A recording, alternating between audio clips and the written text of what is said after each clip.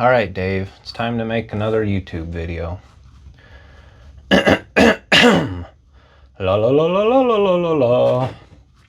Ooh, my fly's unzipped.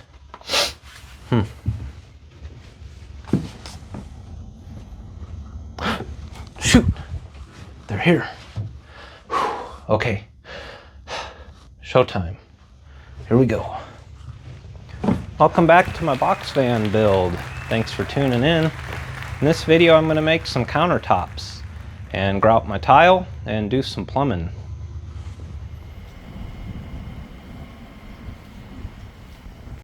I'm going to pick up my laminate for my countertops.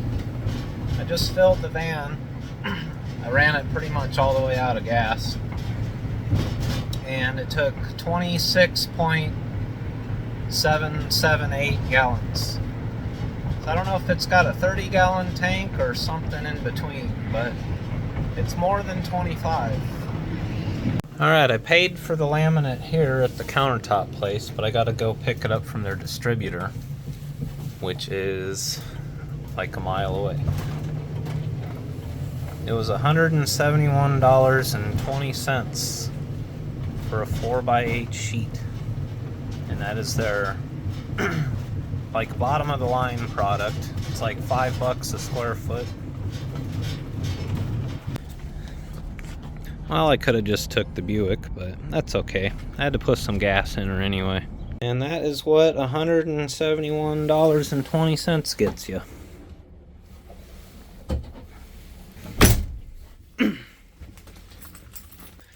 Also, the kid that pulled it drug it across the warehouse, so I hope the edge ain't chipped up.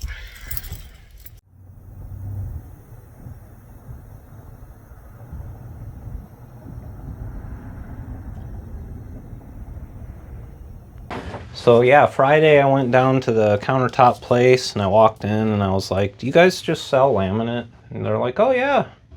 I was like, well, what do you got in stock? It's like, anything over there on that wall. So I went and looked at them. I wanted like a stone look to match the floor and the tile and stuff, because they have like wood grain and all of that. And I narrowed it down to these 3 samples, and they're different prices. This one was $5 a square foot, and these 2 were a little more, closer to $6. And I think this one would have been probably the best, but it was a little more expensive than this one, and they're really not that different. And this one matches everything pretty damn good. Like, it looks good up against the tile here. It looks good down on, you know, the stove tile. And then it really matches the floor. See? Pretty good. So I went with this. And it's called Desert Springs. So, you know, I like the name. Sounds like a place that I want to be. This other one's called Winter Carnival, which doesn't sound as appealing, you know. And it came in this little roll, which I could have just threw in my car. I thought it was going to be a 4x8 sheet, and I would have, so I took the van, but that's okay. I love driving my van.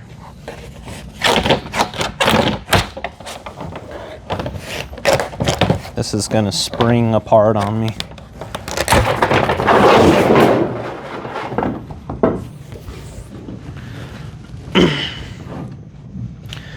So it's a non-glossy finish, which is fine. A glossy one might have been, you know, more elegant, but I like it. It's kind of busy, but it'll always look clean. It is dirt colored.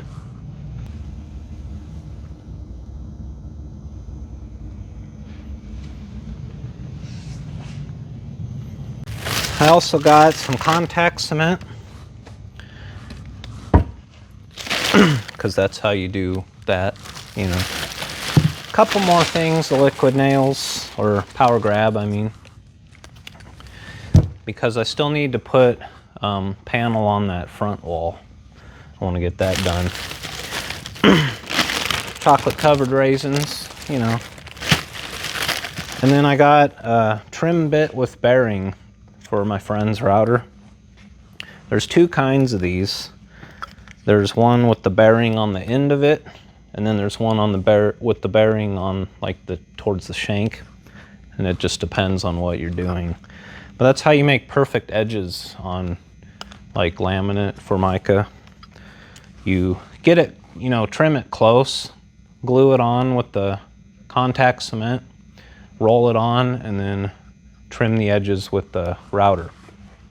Step one is to cut some plywood. I have to remake my counter, you know. So 24 by 57 1/4.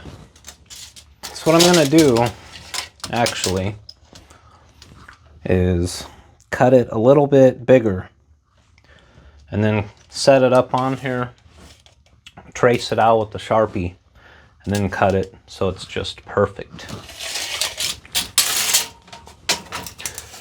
So I'm gonna do 57 1/2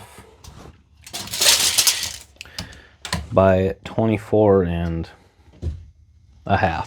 Why not? All right, 57 1/2 by 24 1/2. So you have to say it out loud every time you measure. That's how you get it right. And if you're not a hoarder, but you still have like 7 tape measures, always use the same one. Don't have 2 of them in the mix at one time, you know.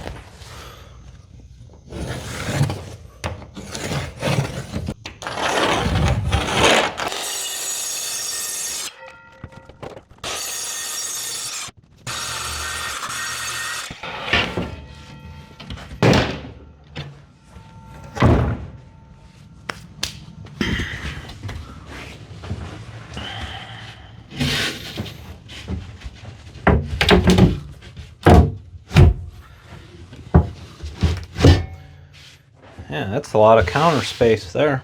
If I didn't have a wood stove, I'd have a pretty damn big kitchen.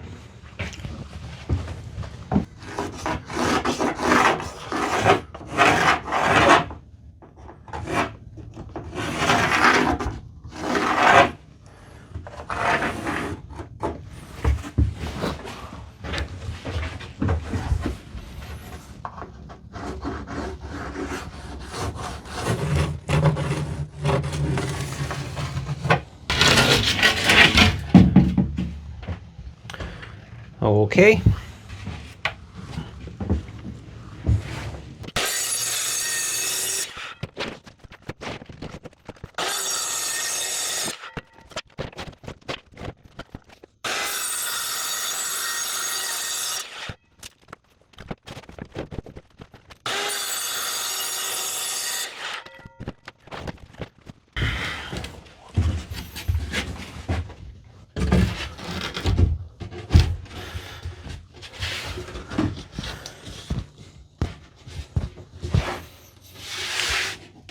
Now that is pretty good. Pretty good. Yeah, that's more like it.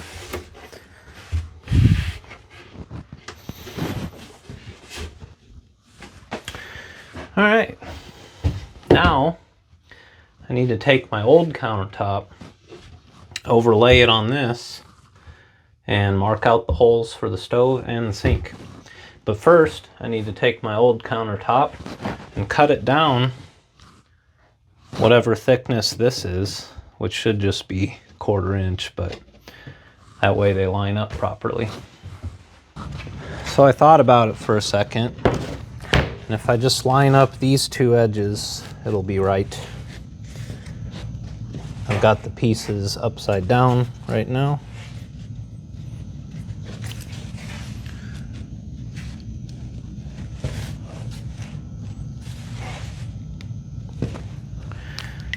Okay, I'm going to trace out the stove and the sink.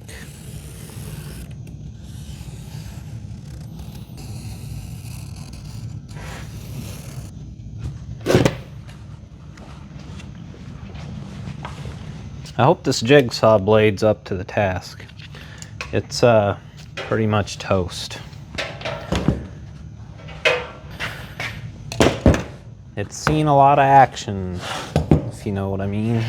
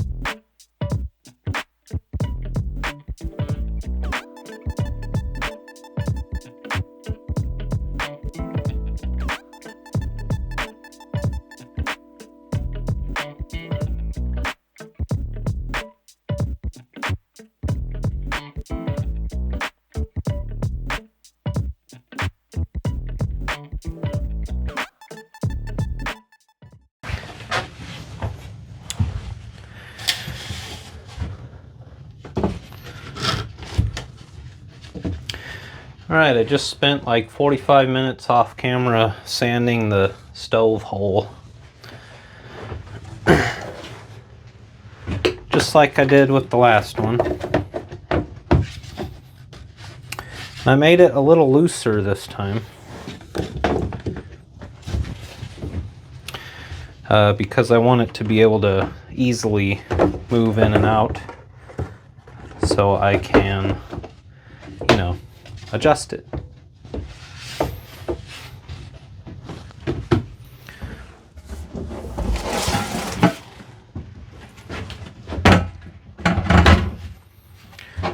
All right.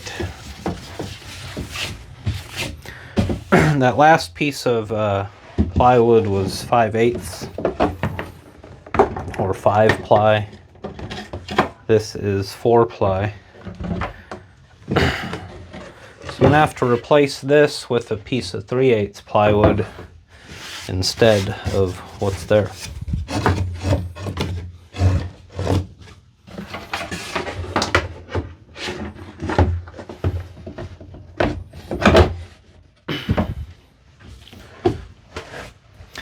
All right, the next thing I'm gonna do is I got more of this foily stuff here. I'm gonna go ahead and put some on this back wall. And then I got to move on to the other side and build the rest of my desk. I also need to make my side shelf too, because I'm going to laminate that as well. I got a lot of work to do. Yes, I bought another roll of this thermal barrier blanket stuff. And it was like, this stuff's like 40 bucks a roll. For I don't know, like a 4 foot by 20 inch or something. Pretty expensive stuff, but I don't know. It should be a good, safe product, you would assume, right?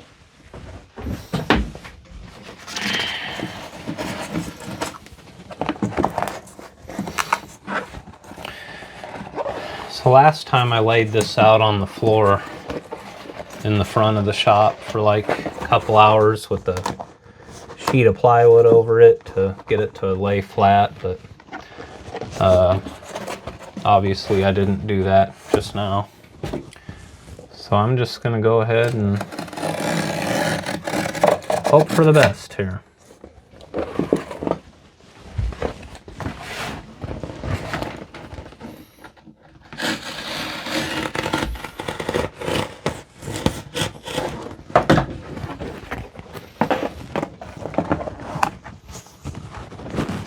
Nice. Not bad. Not bad at all.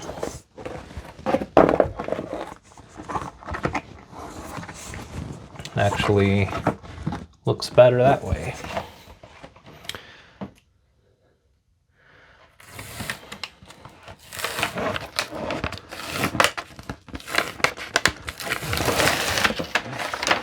So the idea here is I want this stuff on before I grout. That way I can just grout up to it, you know.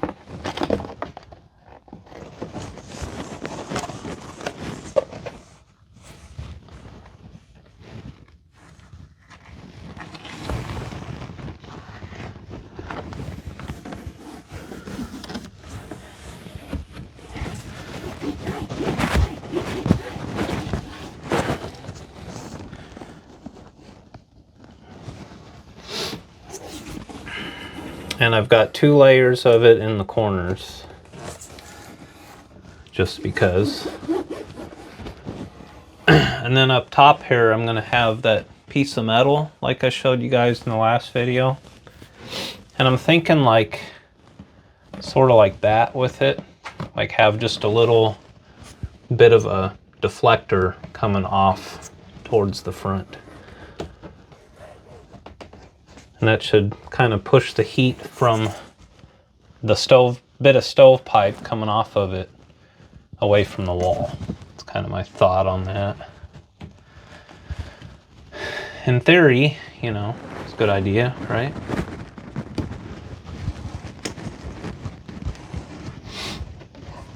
And now I've got plenty extra of this material to put on other parts of the van.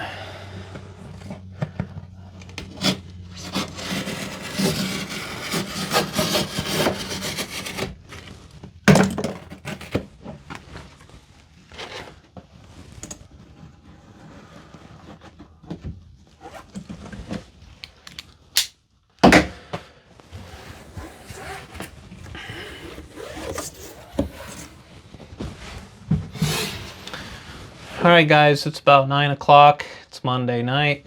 I'm going to clean everything up and I'll see you tomorrow after work. Meowdy, I'm gonna grout this tile. I've got this little container of grout. It's slate gray. Ashes are gray, so it'll always look clean. You just mix a little bit of water into it. Doesn't take much. Just get the consistency you want. I've always added way too much water and then had to keep adding grout till it, you know, you just want to get a good smear. And then you put it on with one of these. It's called a float. This one's like a spongy material. And then they make nicer ones that are like a rubber. For this tile, this is the way to go, this cheap one. And then typically you use a sponge to wipe it off with, but I'm just going to do it with a rag.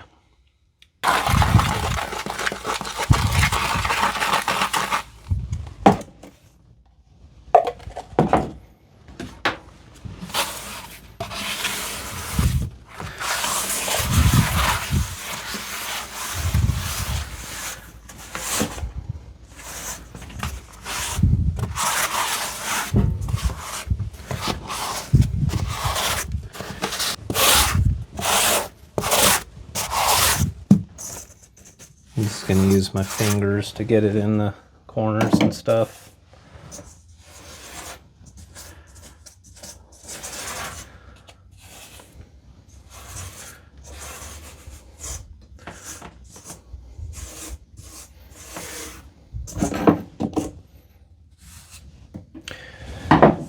I was sure 1 pound would be plenty for this tiny little area. But then again, it is a lot of little tiny pieces of tile.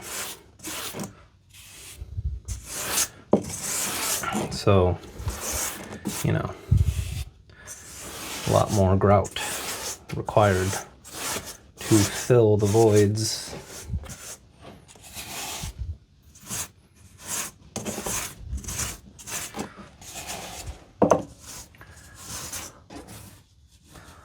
This is a sanded grout. If you're doing like a 4x4 or 6x6 porcelain tile, or the tile has little like bumps on the edges of it, so you don't need spacers. Usually you'll use a non-sanded grout for that, which is just a finer kind of powder. This stuff here is sanded grout's more like along the lines of like a mortar or something.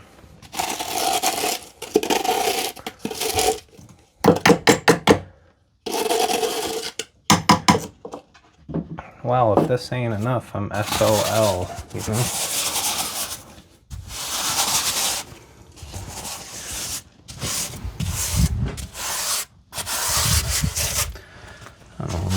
I don't want to go buy more. I think it was like $7 or $8 for this.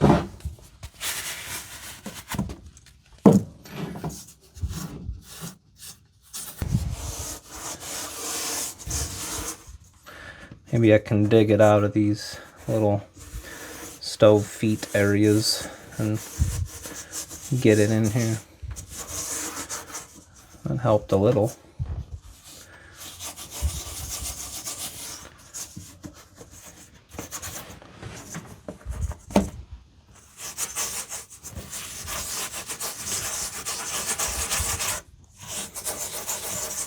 You ever seen a guy apply grout with his fingers?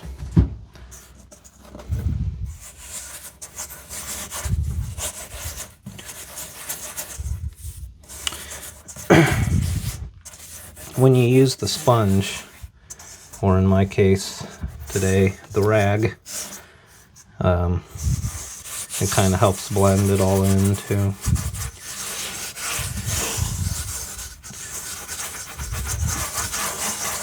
Because I did mix it pretty dry, which is what you're supposed to do. You want that kind of mortar consistency.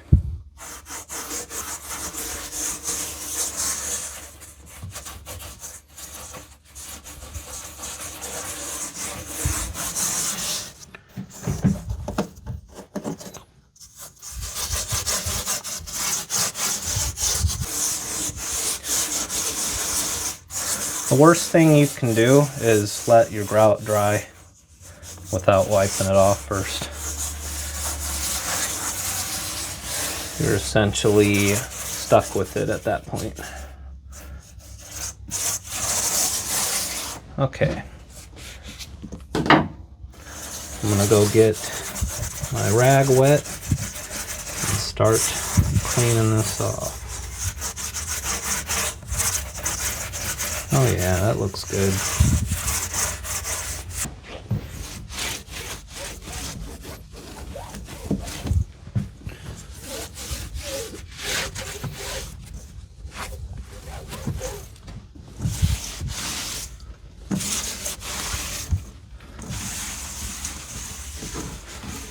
Perfect. I like it.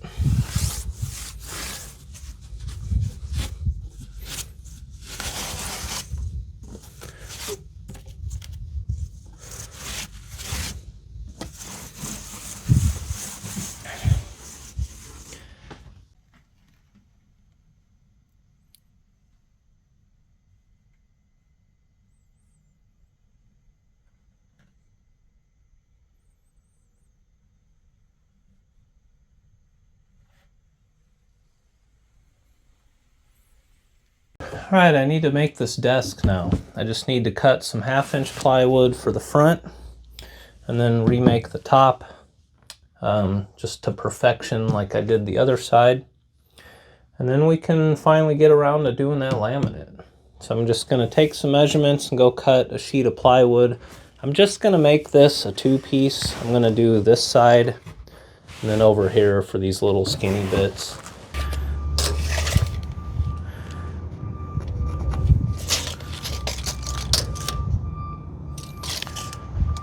The weather is phenomenal today. February is going to be pretty rough, but this week it is good. It's like 50 degrees. Slight breeze from the south.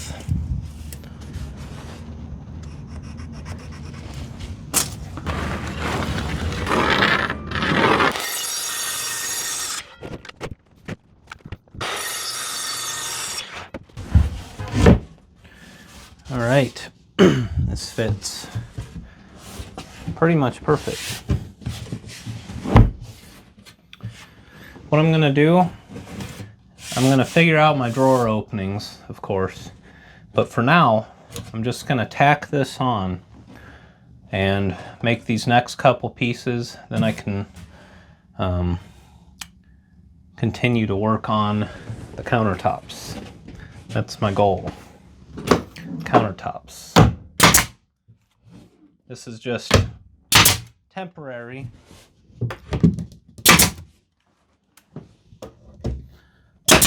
Just to hold it in place so I can, you know, do countertop stuff. And really I should have made it one piece, you know, because now I have nothing to,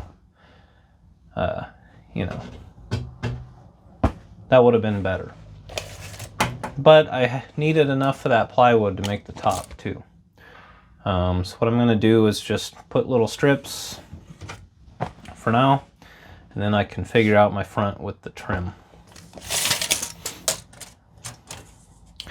And the wood grains might not all be going the same direction. That'll probably drive somebody nuts, but not me. 1.5 by 22.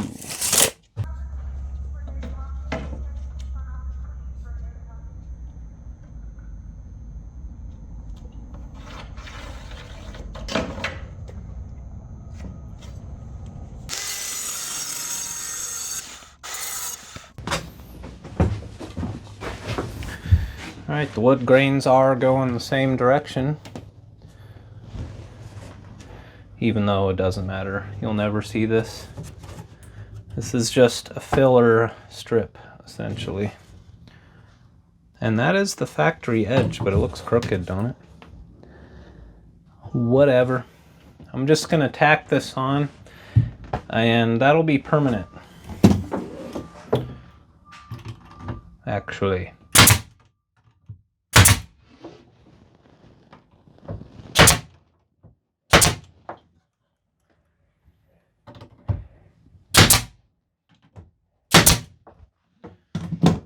All right, one more piece over here.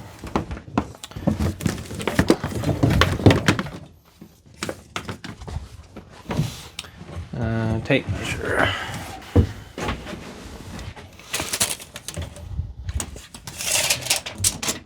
$28. Nice.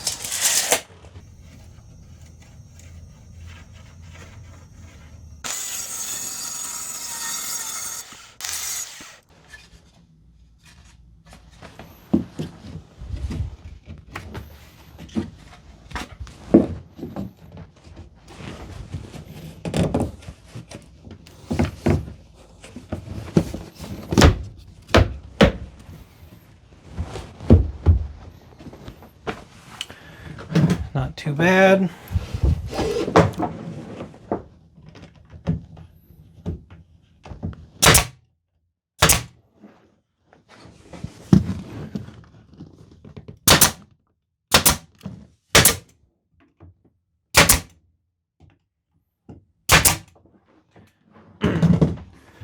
All right, now I can make my top.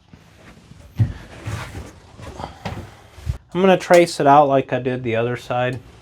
So I'm going to cut it a little bigger because I want it perfect. So we're going to do 20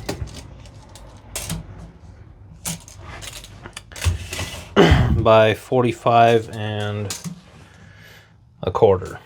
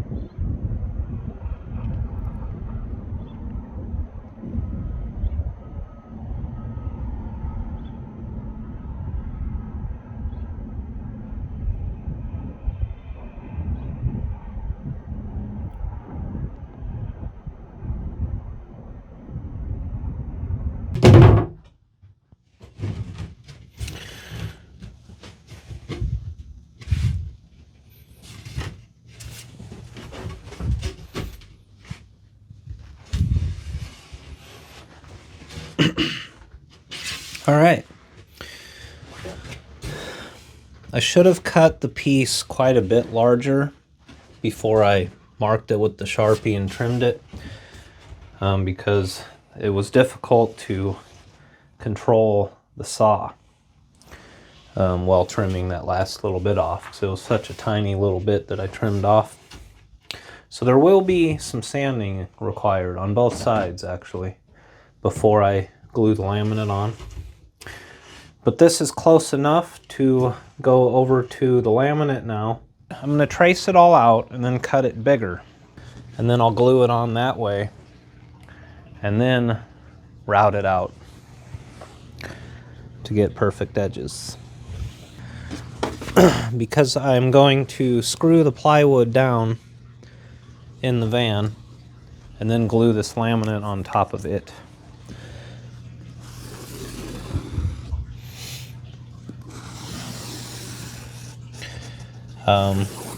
Because that's the only good way to keep the plywood nice and straight, like get it to lay perfectly flat. Otherwise, you know, I could use like L brackets and stuff and then have an actual like removable countertop.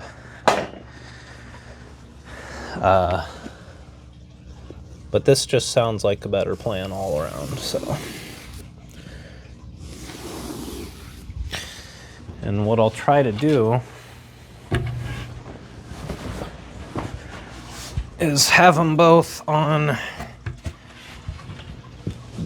over here on this side. And then I can have all that extra laminate over there for something. I still need to build that little side shelf. I don't know if I'm gonna get that done in this video, but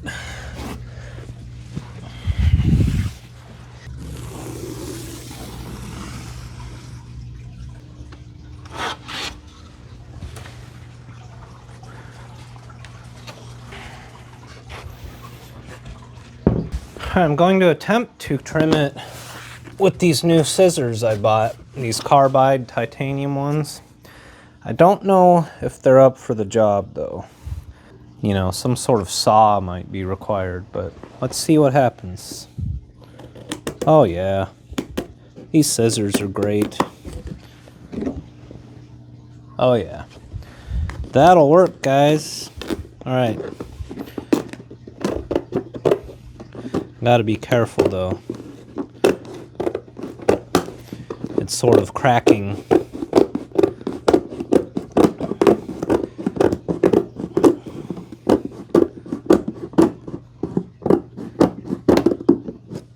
I gotta sort of stay. So I'm gonna do one cut down this whole center.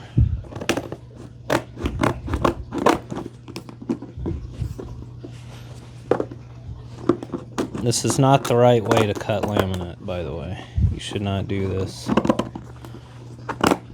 Yeah, see, it's like cracking on me. That's scary. I think I may have mentioned how much this stuff costs.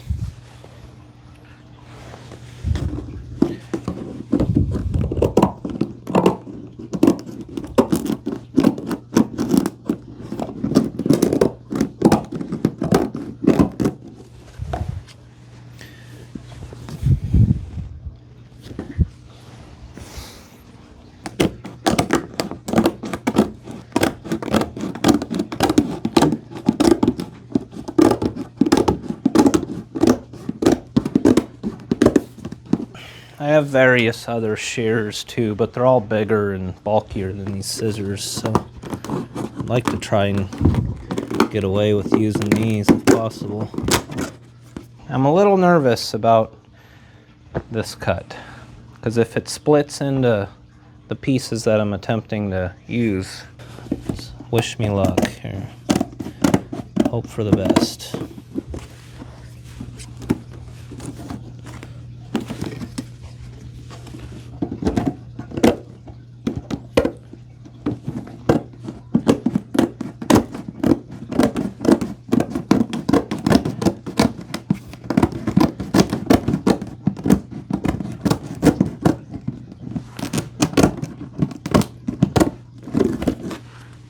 It's very hard and it's very splintery.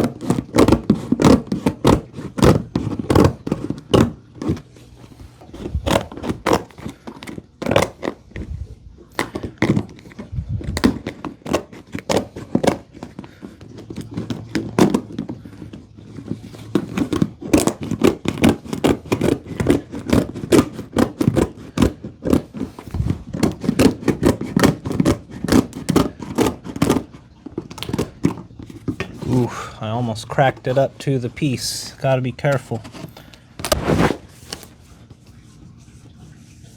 Yeah, that was a close call right there.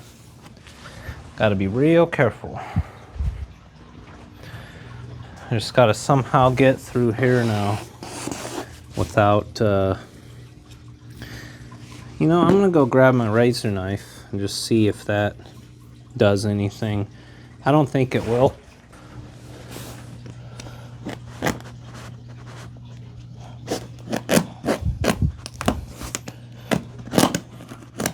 Oh, it does work. What do you know? I'm trying not to cut up my friend's rug here.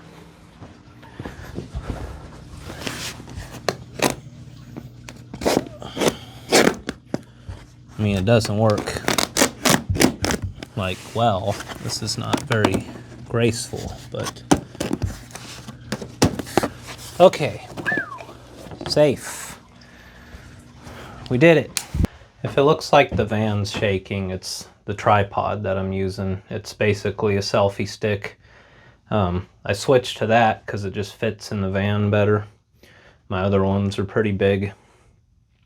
So typically with a laminate countertop, there's 2 layers of material. And then the edge is also laminated. There's like a straight edge, then there's like a rolled edge, there's a dripless edge where it kind of bumps up a little and then rolls down. And then there's like a routed, like a concave edge. And they're also usually made with MDF, not plywood. Back in the day they were plywood, but I do everything my way.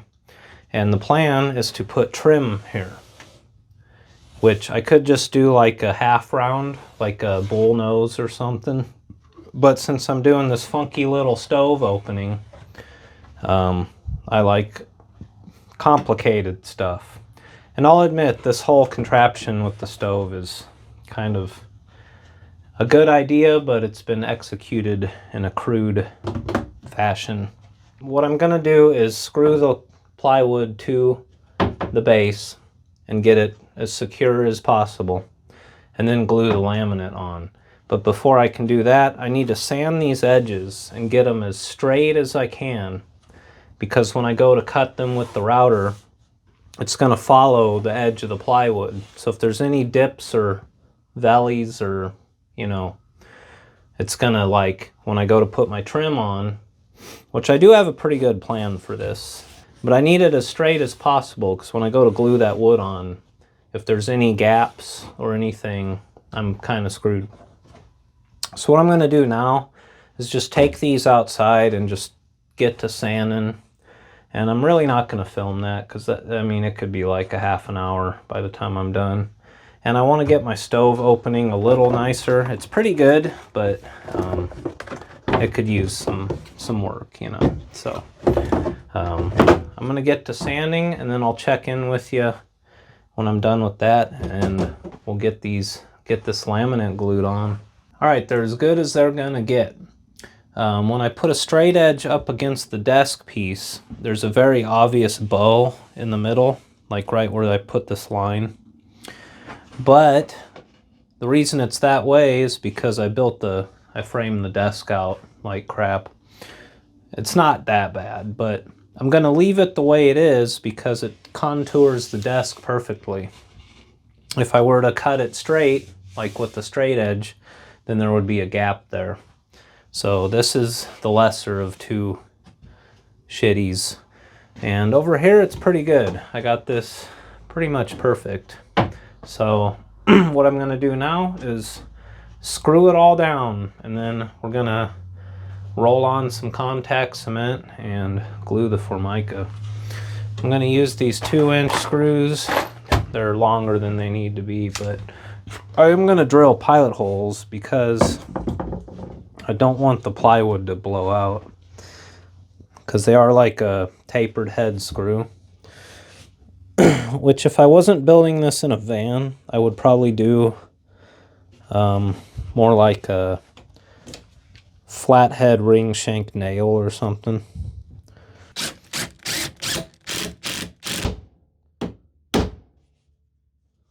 There we go. Ooh, way too far.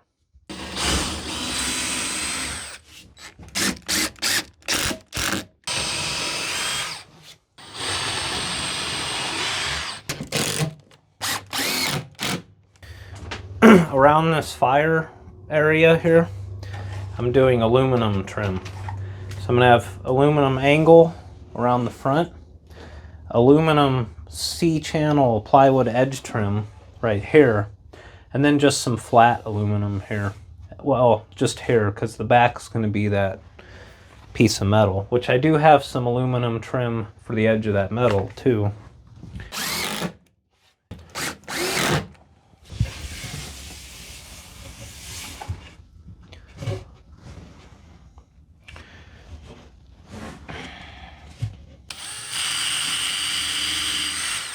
There is a screw there. I'm gonna have to go back. It's okay, because these little holes won't matter. That laminate is hard stuff. Perfect.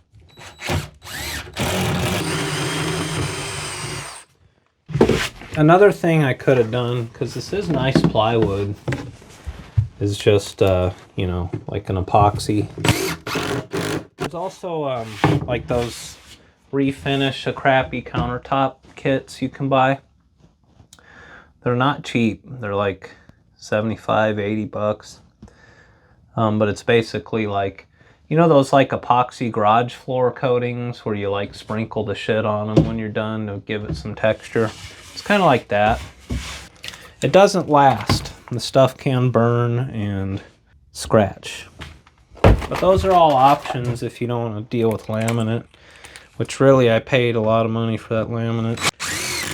I did a granite countertop when I remodeled my mom's basement. I put a little bar down there. And that was like pushing 500 bucks for this tiny little, it's like maybe twice the size of this desk here. Just one little slab.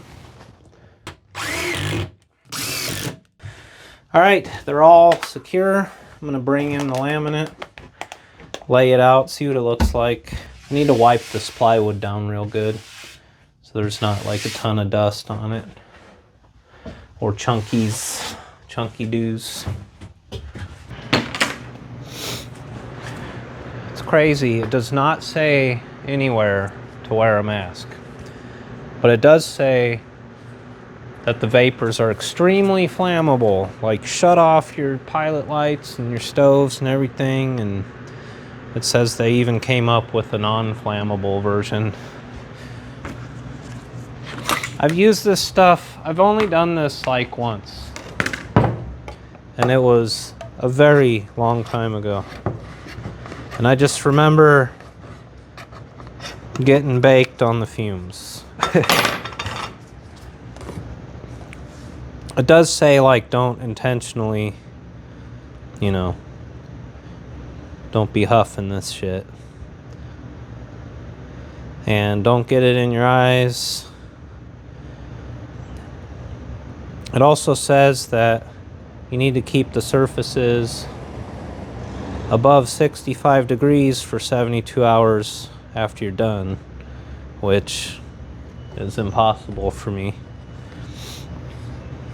But I think what I'll do is, when I go to park the van outside tonight, I'll just put some plywood over the top, just in case, but I think it'll be fine. So it says to apply it to both surfaces, and then let it sit for 15 minutes to tack up, and then stick them together and roll them on. So that's the plan. I think when I did it, I didn't even let it sit and tack up, which, you know, again, I can't remember all the details. That was 2007 that I did this. I'm gonna use this little roller to save me a bunch of time sitting there with the paintbrush forever. And I'm just gonna, boop, just like that.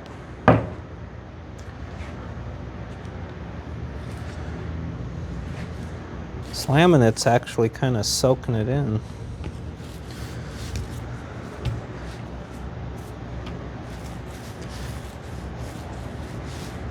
I do have a fan going. You could probably hear that maybe. Just to push the smell out the back of the shop.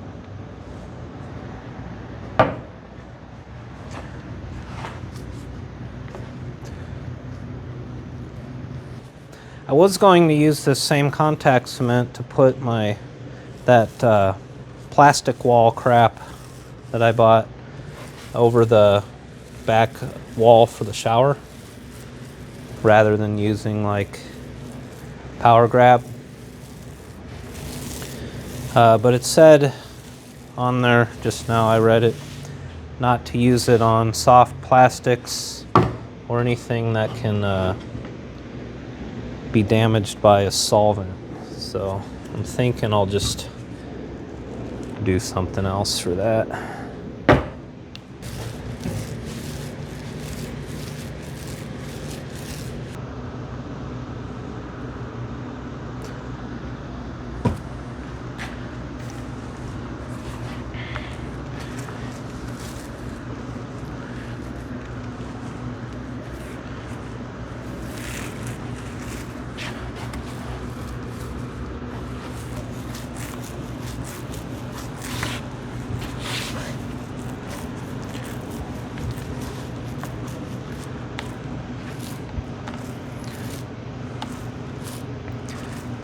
Using a roller, I should have used a roller tray as well, because now with me just pouring it on like that, it's kind of difficult to smear it back out from the puddle that I create when I do that.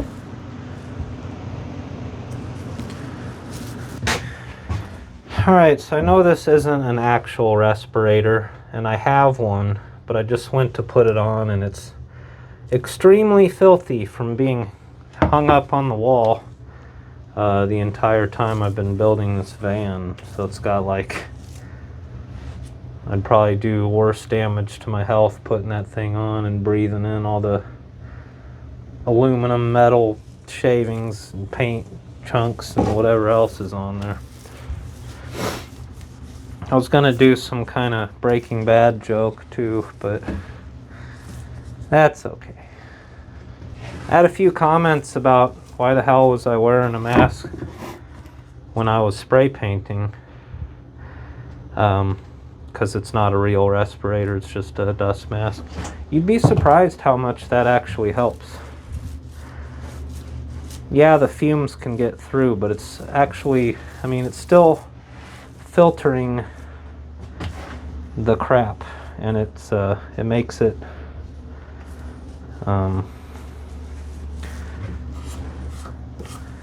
more pleasant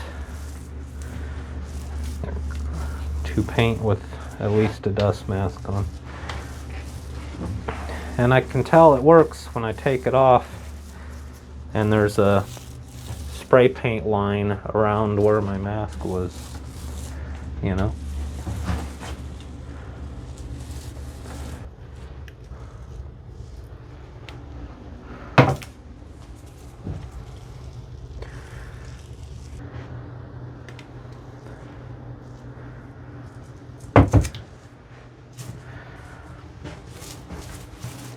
I'm going to get the trim done around these counters, and figure out my shower area, and then I'll build that shelf for over there, that folding side shelf.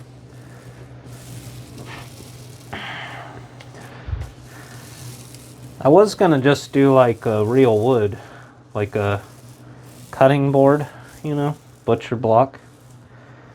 But I gotta use this laminate. I spent so much money on it. Use the whole buffalo, you know.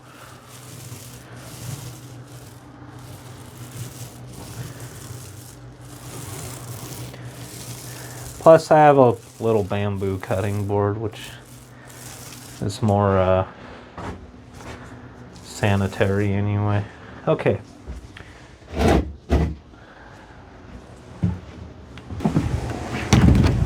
All right, it's dry or tacked up.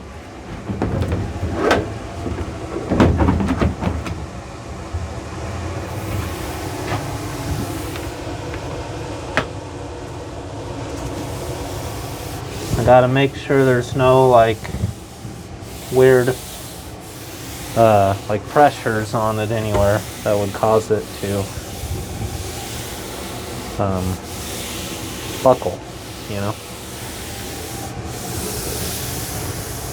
I got a fan on the trunk blowing in the back window, so it's kind of loud in here.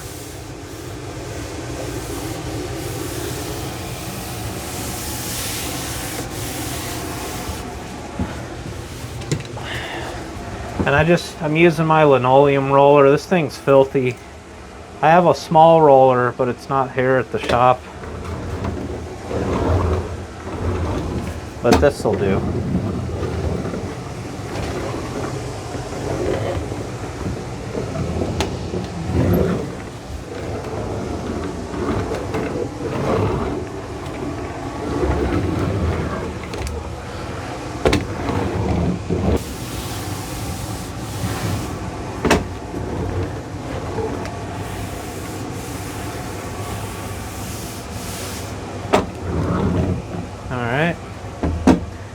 Grab the other one. I think I let it dry too long, honestly.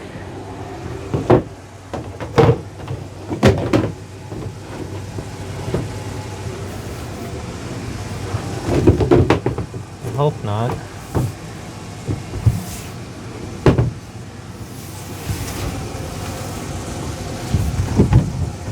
Oh no, that's sticking real good.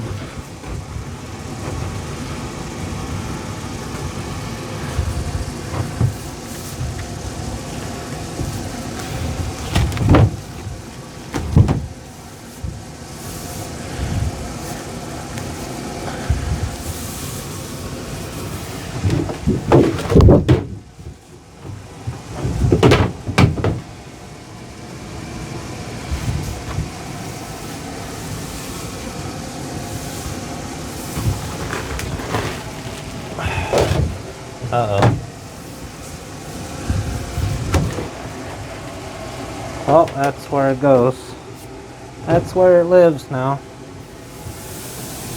It's pretty close.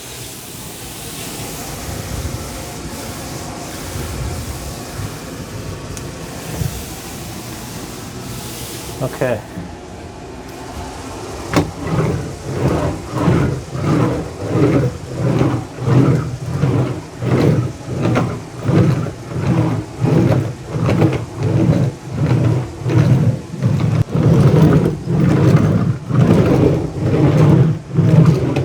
In theory, the smell should be gone by now. Alright, so I gotta set up this router with that bit that I showed you.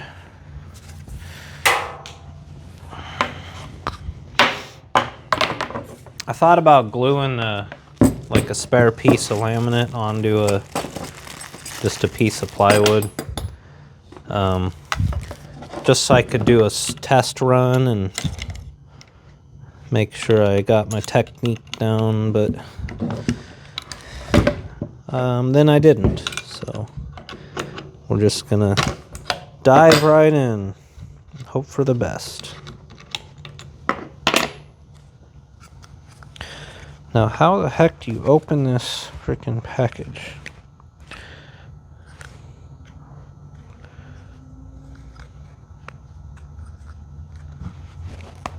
Aha.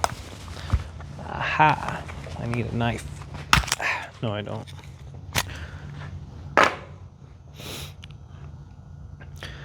This is $12 for this one bit, and they had a 4-pack of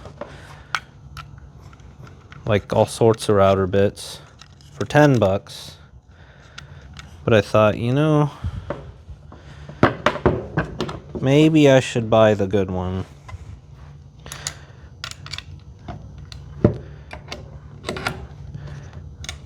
Because if I screw this up, $170 sheet of laminate.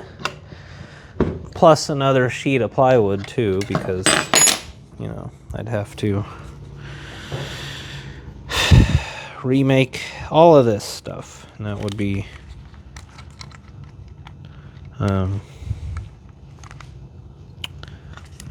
very time consuming for one, but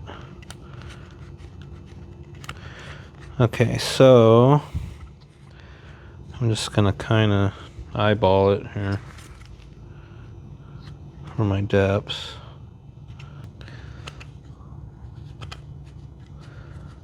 See, I want it to kind of right on the very top edge of the plywood, but that bearing hangs down pretty low.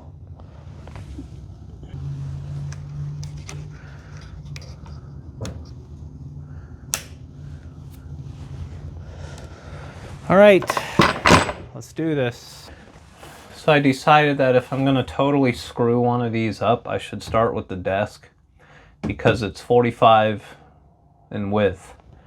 So I might be able to make another piece with the laminate that I got. If I screw that one up, I'm SOL. So I'm gonna start right here and hope for the best. Gotta go grab my stuff.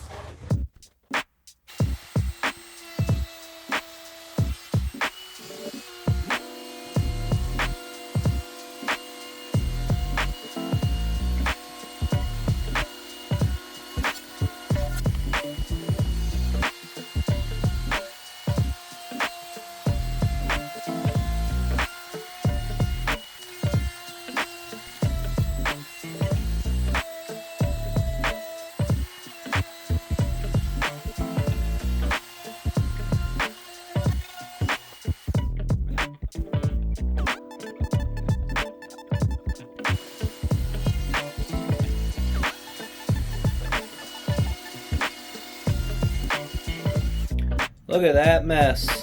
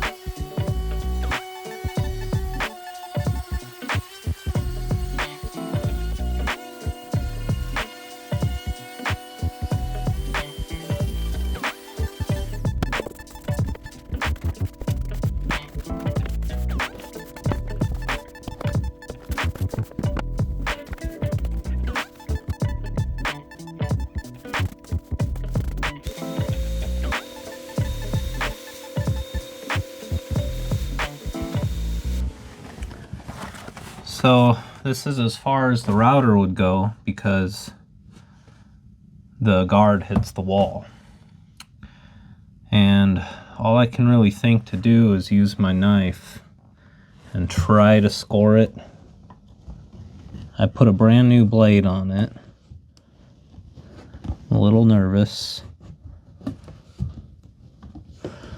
The stuff's so brittle. It's like, I mean, I got like a Dremel with like a Roto-Zip style of blade, but I think that would be, I guess I could put the router bit in the Dremel, but I would still only get, I wouldn't get all the way to the wall.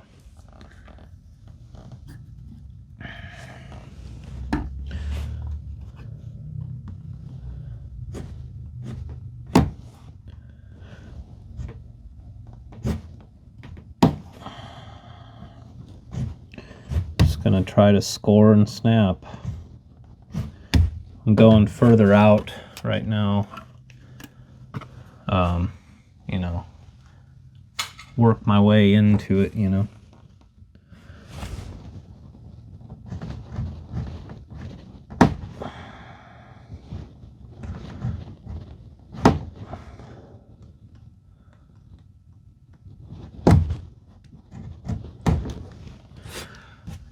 That's not too bad. Just kind of shaving it down like whittling a frickin' stick here. That's not bad.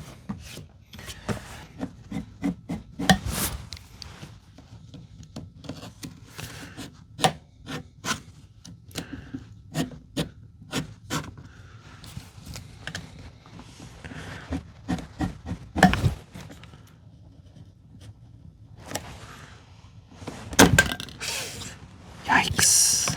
Scary. Okay. Whittling like the stick.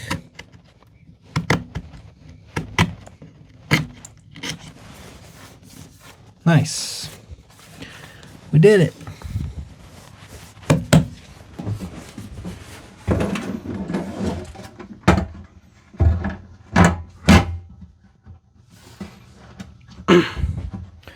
So I need to make another piece of plywood for in here.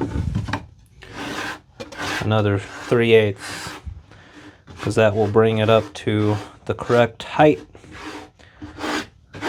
It should. The laminate's really thin, so yeah, I think another 3/8. I'm gonna go cut one. I'll be right back. Okay.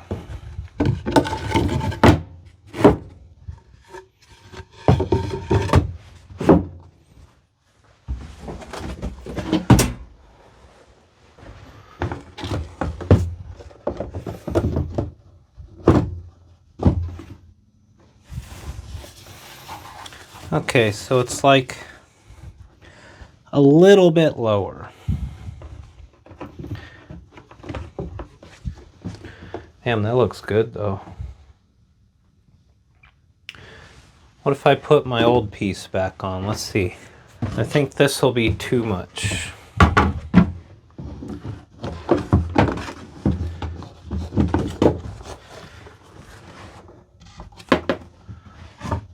I'll figure it out. I'll get the right combination, you know.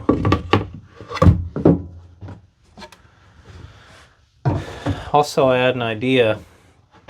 This stuff here, I might put it inside here too, you know, just because. Why not? Ooh, actually, yeah, that was a waste of time because it's perfect now. Even though the laminate is thinner than 1/8 of an inch, it kind of brought it up to perfection there. Damn, that looks nice. I could have cut the front of this just a little better, but I like it. I'm gonna clean this all up. This van is a frickin' mess. And then I'll show you what I got going on with my plumbing.